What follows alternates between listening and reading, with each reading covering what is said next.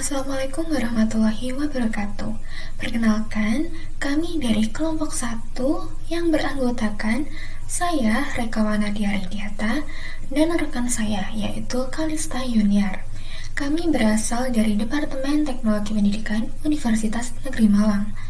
Pada kesempatan kali ini, kami akan mempresentasikan tentang materi personalisasi pendidikan. Pengertian personalisasi pendidikan. Personalisasi pendidikan merupakan suatu konsep di mana pendidikan disesuaikan dengan kebutuhan, minat, dan kemampuan pada masing-masing siswa. Pada personalisasi pendidikan ini mencakup penggunaan teknologi dan sumber daya lainnya untuk membuat pengalaman belajar yang lebih relevan dan menarik bagi setiap siswa. Hal ini juga mencakup pengajaran individual, pengalaman belajar di luar ruangan, dan program akademis yang berbeda untuk menyesuaikan dengan kebutuhan masing-masing siswa. Kemudian tujuan personalisasi pendidikan. Personalisasi pendidikan bertujuan untuk meningkatkan kualitas pendidikan dan memperbaiki hasil belajar siswa dengan menyesuaikan metode dan kurikulum dengan kemampuan dan kebutuhan masing-masing individu. Adanya personalisasi pendidikan, siswa menjadi pusat dari proses pembelajaran dan para guru berperan sebagai fasilitator untuk membantu siswa dalam mencapai potensi mereka secara optimal. Selanjutnya, ada tantangan personalisasi pendidikan. Teknologi memainkan peran penting dalam personalisasi pendidikan. Akan tetapi, terdapat beberapa tantangan teknologi dalam mempersonalisasikan pendidikan, yaitu yang pertama, mengembangkan teknologi yang mempertimbangkan siswa sebagai tutor manusia. Pada tantangan ini sebenarnya melibatkan pengembangan teknologi yang memungkinkan siswa untuk belajar dengan cara yang mirip dengan tutor manusia. Akan tetapi, penggunaan teknologi tidak boleh menggantikan peran guru atau tutor manusia. Guru atau tutor manusia tetap diperlukan untuk memberikan bimbingan dan dukungan kepada siswa dalam memahami konsep yang sulit.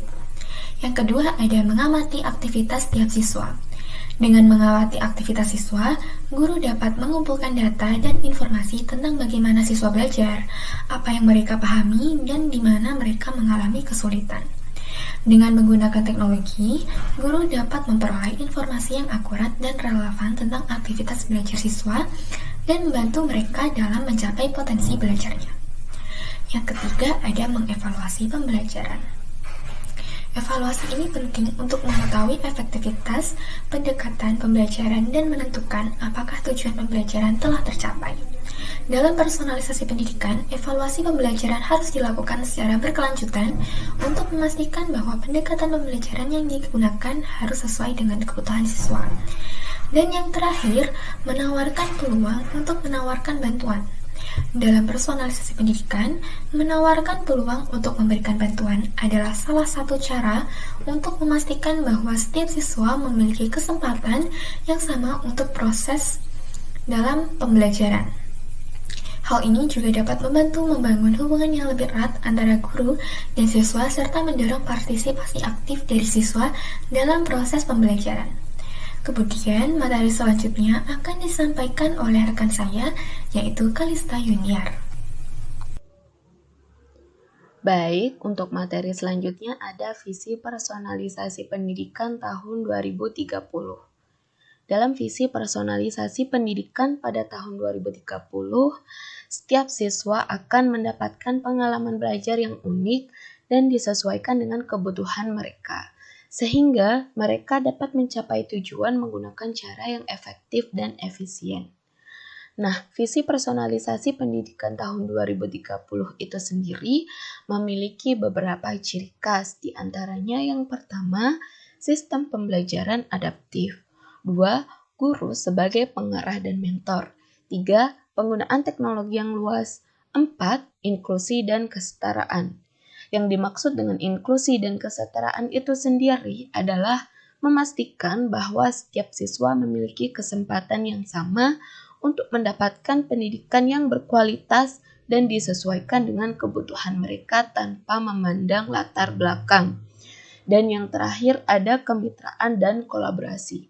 Yang dimaksud dengan kemitraan dan kolaborasi itu sendiri adalah mengembangkan teknologi dan sistem pembelajaran yang terintegrasi secara efektif serta mendukung pengembangan keterampilan yang relevan dengan dunia kerja.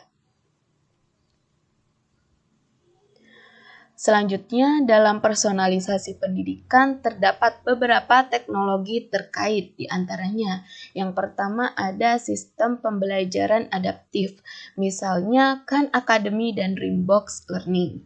Dua, ada AI, misalnya penggunaan chatbot atau asisten virtual yang dapat memberikan bantuan kepada siswa secara real-time. Yang ketiga, ada VR dan IR. Dikarenakan teknologi VR dan IR memungkinkan siswa untuk mengalami materi pembelajaran dalam lingkungan yang disimulasikan, sehingga dapat meningkatkan pemahaman dan pengalaman belajar siswa, maka dapat disarankan penggunaan VR untuk mempelajari mata pelajaran sejarah dan IR untuk memvisualisasikan konsep matematika. Yang keempat, ada pembelajaran berbasis game. Nah, untuk mengajarkan bahasa asing yang menggunakan permainan, hal ini dapat kita jumpai dalam aplikasi Duolingo. Yang kelima ada big data dan analisis data, dan yang terakhir ada mobile learning. Baik, untuk selanjutnya ada rekomendasi penelitian dalam pendidikan yang dipersonalisasi. Nah, ada 3 rekomendasi penelitian. Yang pertama adalah rekomendasi penelitian untuk menerapkan model pembelajaran siswa tingkat lanjut yang mewakili apa yang diketahui, dapat dilakukan oleh siswa, kapan dan bagaimana pengetahuan dipelajari, serta pedagogi apa yang paling berhasil bagi setiap siswa. Rekomendasi penelitian yang kedua adalah mengidentifikasi bukti dari ilmu pembelajaran yang dapat dibawa untuk menentukan kegiatan mana yang akan disajikan kepada siswa. Rekomendasi penelitian yang ketiga yaitu mengembangkan pembelajaran mesin dan teknik penambangan data. Baik, cukup sekian presentasi dari kami. Semoga bermanfaat dan terima kasih.